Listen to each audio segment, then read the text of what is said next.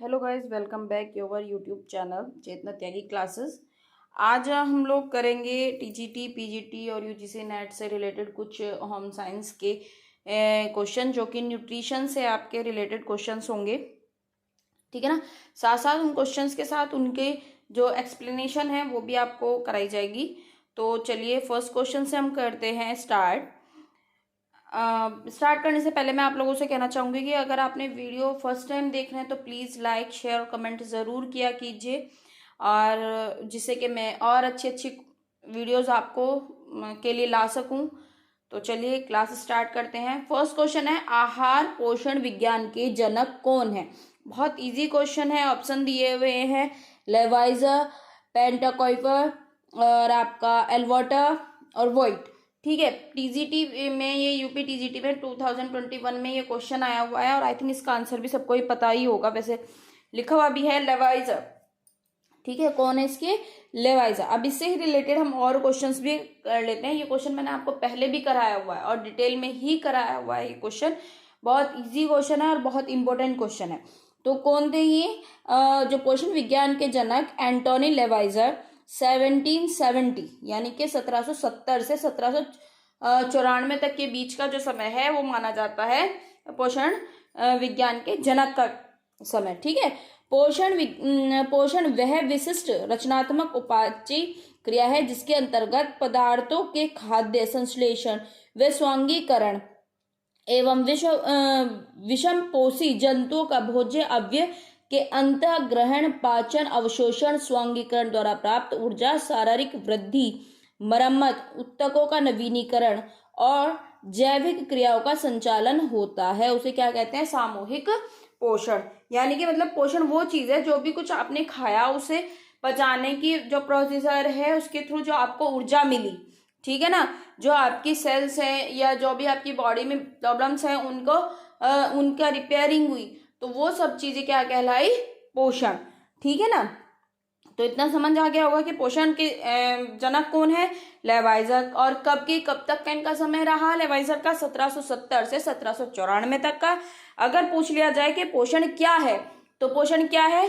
पोषण वो चीज है जो भी आपने खाना खाया जिससे आपको ऊर्जा मिली, आपके शरीर जितनी सेल्स हैं उन सब की मरम्मत की, वो सब पोषण है। ठीक है, इतना क्लियर हो गया होगा।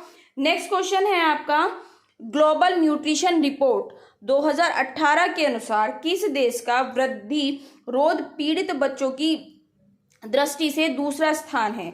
तो ये है नाइजीरिया। क्या है? नाइजीरिया। ठीक है ना। नाइजीरिया 2018 की रिपोर्ट के अकॉर्डिंग नाइजीरिया आपका इस रिपोर्ट में पीड़ित बच्चों की दूसरा स्थान था। ठीक है। तो चलिए इसकी एक्सप्लेनेशन करते हैं।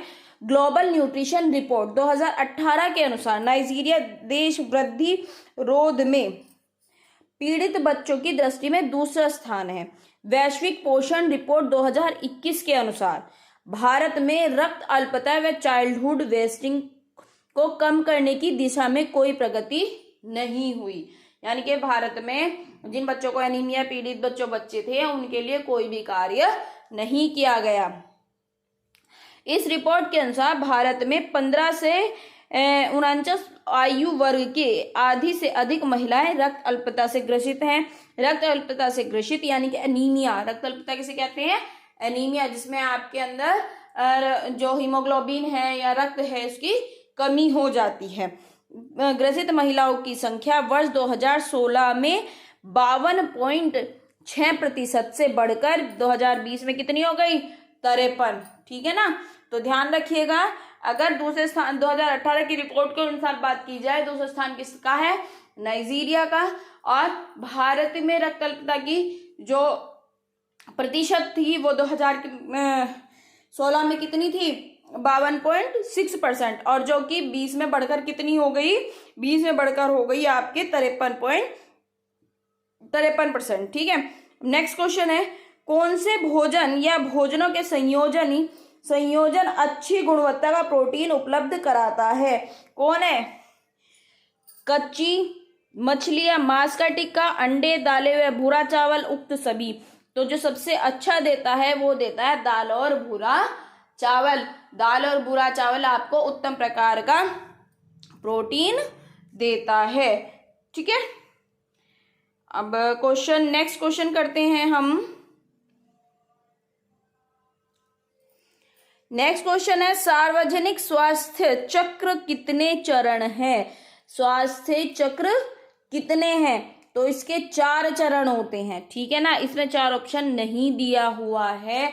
ये DSSB का PGT का 2018 का क्वेश्चन था, जिसके 4 चरण होते हैं और इसमें 4 चरण ऑप्शन में दिया ही नहीं है। ठीक है, नेक्स्ट क्वेश्चन करते हैं अब हम।